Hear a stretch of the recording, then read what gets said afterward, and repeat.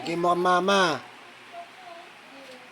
Uy, Sandaan lang. nabibigay ng pera pang gatas Bakit nilang bibiling gatas? Oh, ang dami pa.